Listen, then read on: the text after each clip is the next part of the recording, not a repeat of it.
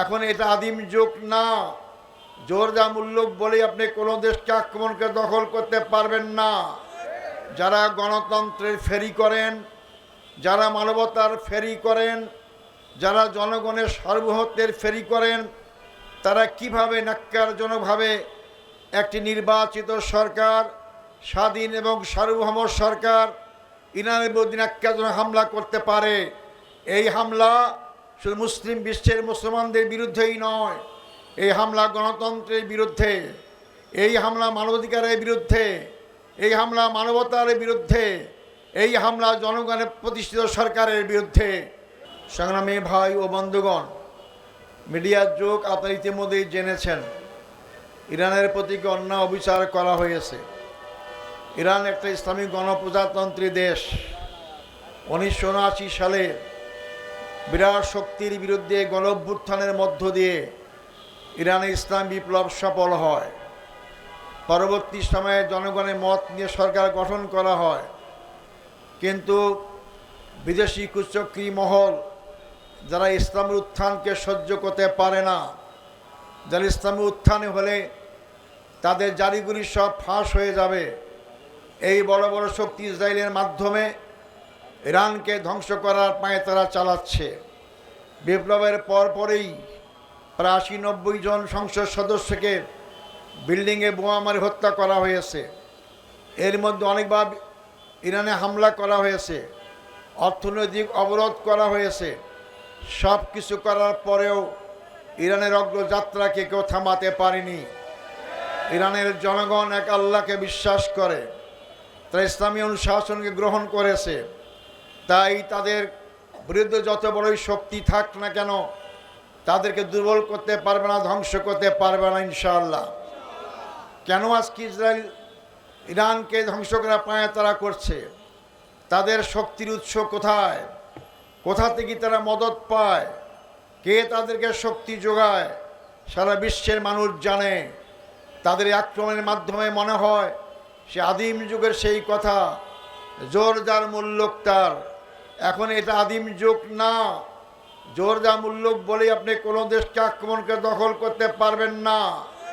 যারা গণতন্ত্রের ফেরি করেন, যারা মানবতার ফেরি করেন, যারা জনগণের সার্বভৌমত্বের ফেরি করেন, তারা কিভাবে ন্যাক্কারজনকভাবে একটি নির্বাচিত সরকার, স্বাধীন এবং সার্বভৌম সরকার ইরানের বিরুদ্ধে ন্যাক্কারজনক হামলা করতে পারে? এই হামলা শুধু মুসলিম বিশ্বের মুসলমানদের বিরুদ্ধেই নয়, এই হামলা গণতন্ত্রের বিরুদ্ধে, এই হামলা মানবাধিকারের বিরুদ্ধে, এই হামলা মানবতার বিরুদ্ধে, এই হামলা জনগণের প্রতিষ্ঠিত সরকারের বিরুদ্ধে। তার মানে তারা জনগণের বিপক্ষে অবস্থান করছেন। এই বড় বড় শক্তিগুলো অতীতে জোরজার মুল্লুক খাটিয়ে অনেক দেশ দখল করেছেন, অনেকে পাততালি করে নিজের দেশে আশ্রয় পাচ্ছেন না।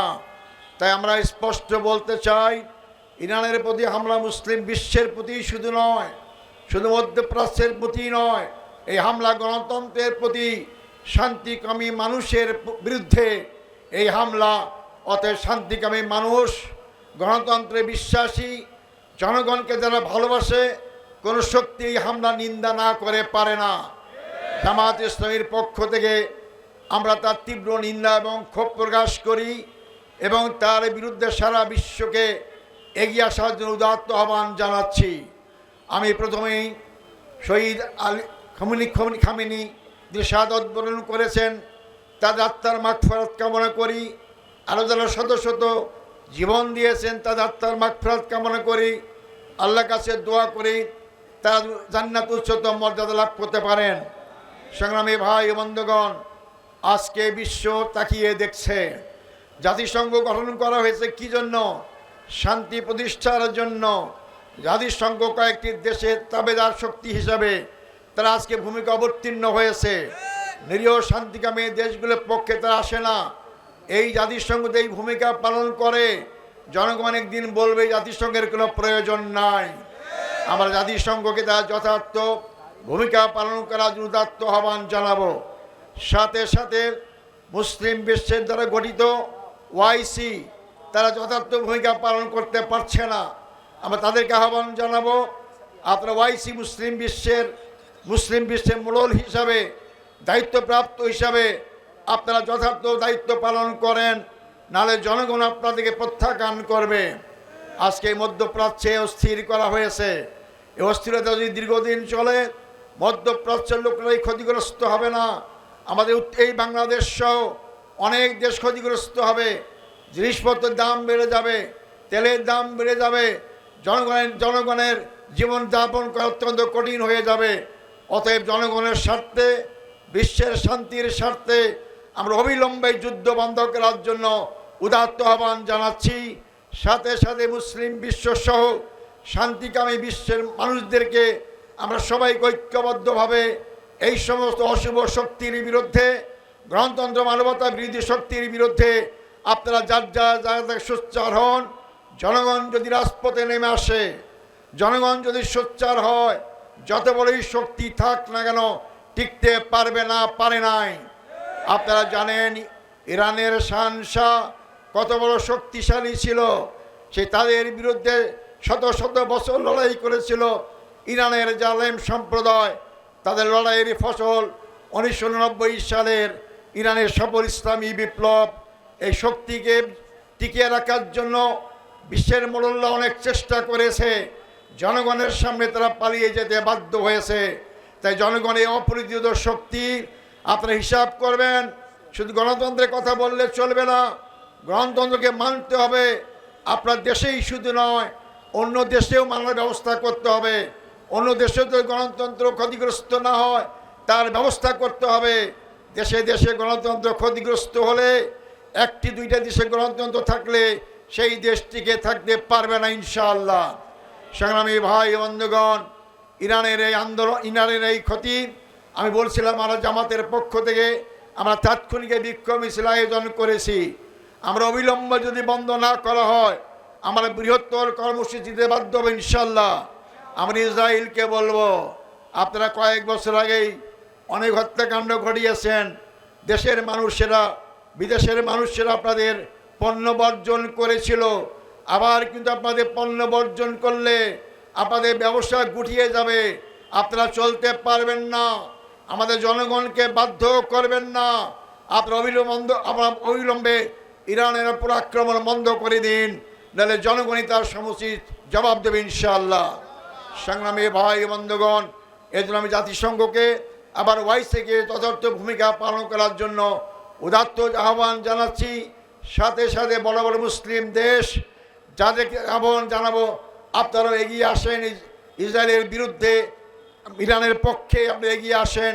সবাই মুসলিম বিশ্ব যদি এক হয়, একদিনও ইসরায়েল টিকে থাকতে পারবে না ইনশাল্লাহ।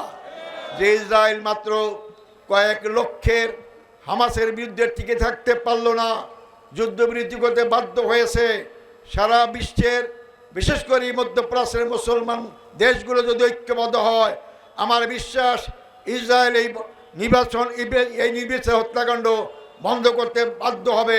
তাই ওআইসি সহ মুসলিম বিশ্বের রাষ্ট্রপ্রধানদের কাছে আমরা আহ্বান জানাবো, আপনারা আপনাদের যথার্থ ভূমিকা পালন করুন। সংগ্রামী ভাই বন্ধুগণ, এরপর আমি যে কথা বলতে চাই সেটা হচ্ছে বাংলাদেশের প্রেক্ষাপট। নির্বাচন হলো 12 তারিখ। কীরকম নির্বাচন হয়েছে জনগণ জানে। জামাত ইসলামী কীভাবে অনেক সিটে হারানো হয়েছে তাও জনগণ জানে। তাও আমরা বৃহত্তর স্বার্থে, জনগণের মুক্তির স্বার্থে, শান্তি শৃঙ্খলার স্বার্থে এই নির্বাচনকে আমরা মেনে নিয়েছি। কিন্তু আমরা দেখতে পাচ্ছি সরকার ক্ষমতা আসার সাথে সাথেই অতীতের সরকারের মতো হত্যাকাণ্ড শুরু করে দিয়েছে।